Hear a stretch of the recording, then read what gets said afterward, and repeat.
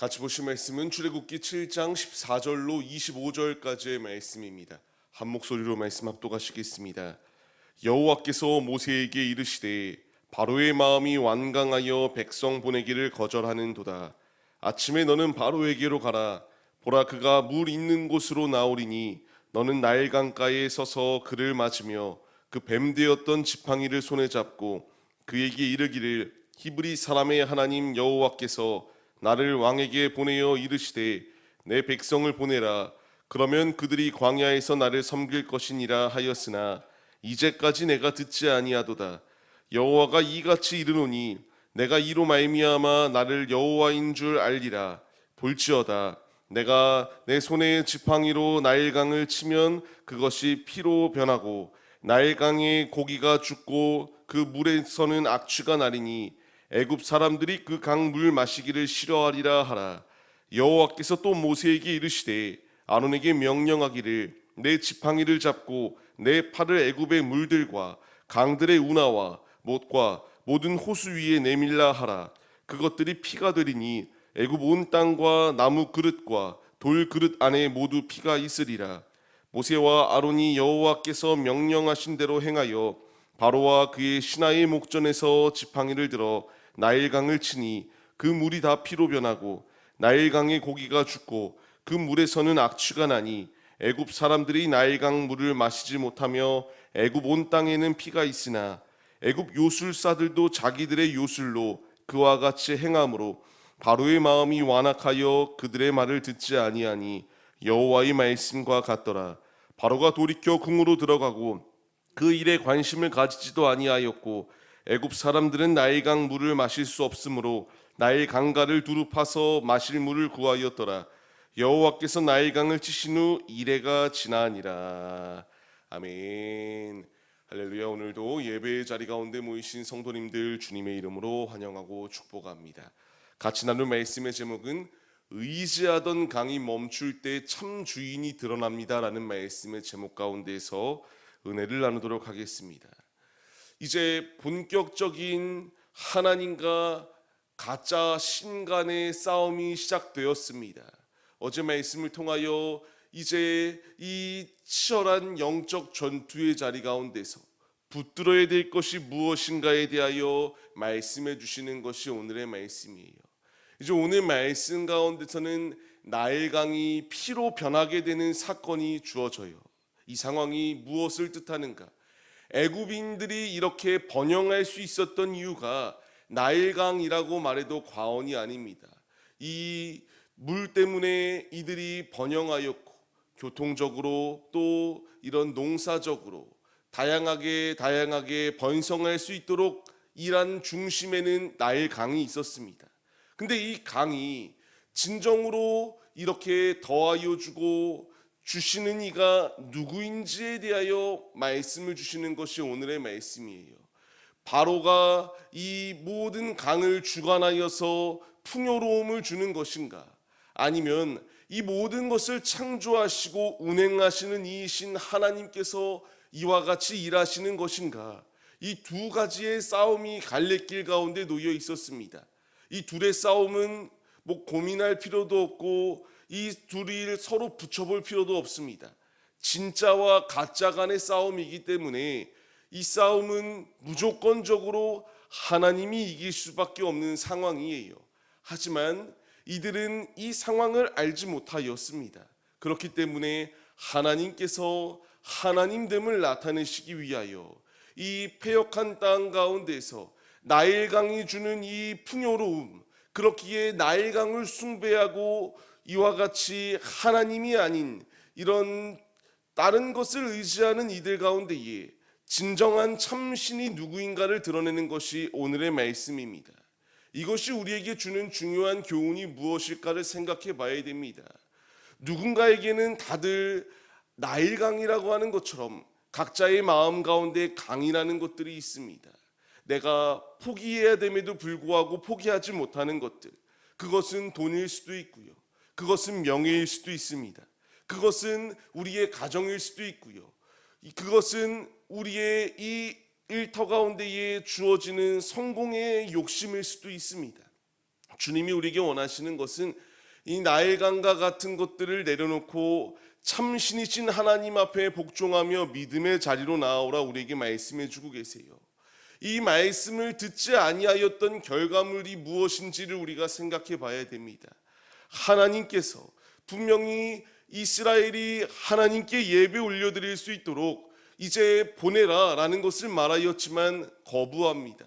이 거부하며 자신의 강을 놓지 아니하였던 것, 자신이 이 모든 것을 주관하는 것이다라고 생각하여서 악독하게 행동하였던 결과물은 그 땅이 피로 범벅이 되어서 이와 같이 풍요로웠던 땅이 한순간에 황폐해져 버렸다라는 것을 우리가 잊지 말아야 해요.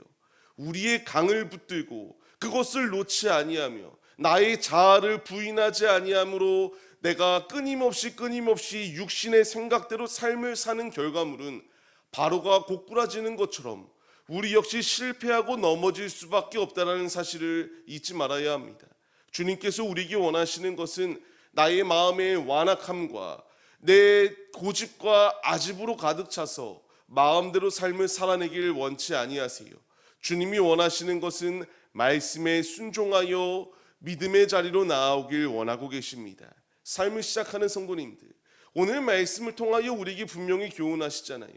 바로왕 앞에 내가 이제 내 백성들을 내놓으라고 말하였지만 그 말을 듣지 아니하고 오히려 요술사들을 같이 동행하여서 그 땅에 이 강에 피가 임하였던 것처럼 동일하게 요술을 통하여 행하려고 행하였던 것, 하나님의 이 권위 앞에 도전하고 하나님의 이 권위를 무시하였던 바로왕과 같은 모습이 우리 안에 있어서는 안 된다는 것을 말씀하십니다.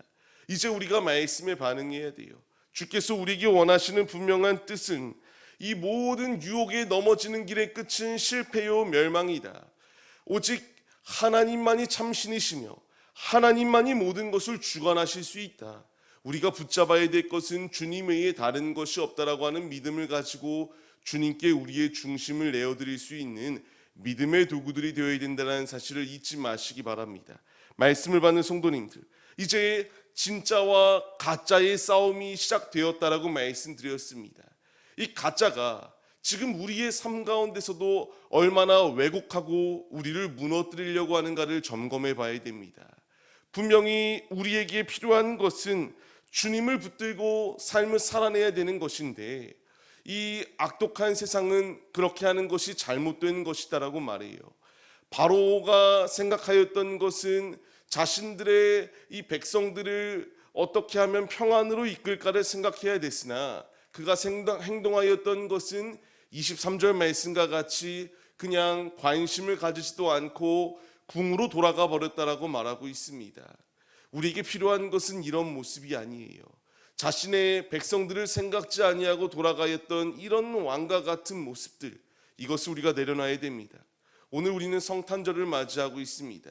이 바로는 가짜이기 때문에 자신의 백성들을 헤아리지 아니하고 그냥 자신의 안위만을 생각하였습니다. 하지만 만왕의 왕 되시는 예수님께서는 죽음의 자리 가운데 놓여있는 우리를 살리시기 위하여 친히 이 땅 가운데 오셨다라는 것을 말씀해 주세요. 나일강의 피는 저주로 물들고 실패의 물입니다. 하지만 예수 그리스도의 보혈의 피는 생명이 있고 구원이 있다라는 것을 우리에게 말씀해 주세요. 이 가짜와 진짜의 차이는 극명히 갈리운다라는 것을 우리에게 말씀해 주세요. 지금 우리가 소중히 여기고 있는 것은 무엇인가를 돌아보십시오. 우리가 소중히 여겨야 될 것은 세상의 것이 아니라 예수 그리스도 외에 다른 것은 없는 줄 믿습니다. 삶을 시작하는 성도님들, 주께서 우리에게 말씀하세요. 나일강의 죄는 비극으로 그치지만 예수 그리스도의 보혈의 피는 희망이요 소망이 있다는 것을 우리에게 말씀하세요.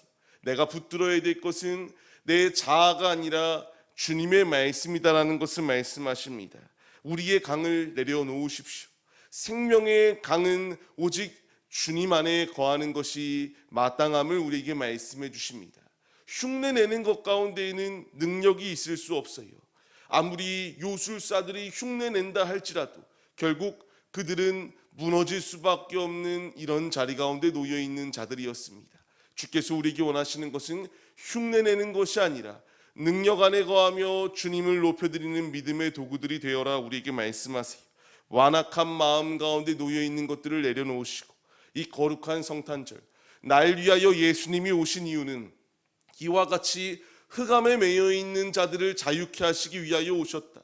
우리 역시 자아를 버리고 내가 소중히 여기는 강을 내려놓으며 오직 나에게는 주님밖에 없습니다라고 하는 고백을 가지고 나아갈 때에 결국 이스라엘이 이와 같이 애굽 가운데서 출애굽의 축복이 임하였던 것처럼 우리의 삶 가운데서 주님이 자유와 이 해방을 더하 주신다는 사실을 잊지 마시고 믿음의 자리로 나아가기 위하여 힘쓰시는 우리들의 모습이 되시기를 주님의 이름으로 간절히 축원합니다. 이 거룩한 성탄절 주께서 우리에게 주시는 분명한 말씀, 오직 주님 안에 거하여 참된 번영과 부요함을 누려라.